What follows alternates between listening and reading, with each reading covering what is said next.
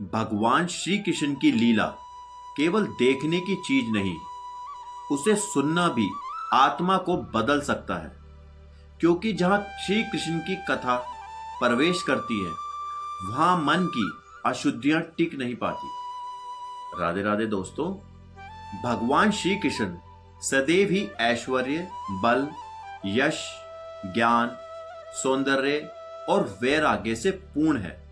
वह जब इस पृथ्वी पर अवतरित होते हैं तो उनकी हर लीला साधारण नहीं होती, हर लीला दिव्य होती है। शास्त्र कहते हैं श्री कृष्ण के जन्म और कर्म दिव्य हैं। जो उन्हें तत्व से जान लेता है वह जन्म मृत्यु के बंधन से मुक्त हो जाता है। पर प्रश्न यह है, इन लीलाओं का हमारे जीवन से क्या संबंध है? उत्तर बहुत सरल है। जैसे मनुष्य संसार की बातें सुन सुनकर संसार में बंध जाता है, वैसे ही भगवान की कथा सुन सुनकर वह भगवान की ओर बढ़ने लगता है। श्रवण केवल सुनना नहीं है, श्रवण आत्मा को जागृत करने का माध्यम है।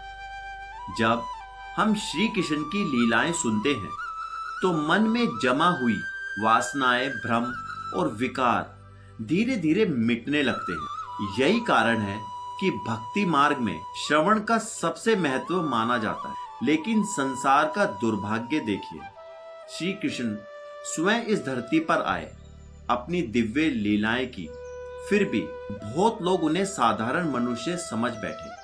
भगवान स्वयं गीता में कहते हैं, मूर्ख लोग मुझे मनुष्य रूप में देखकर पहचान नहीं पाते।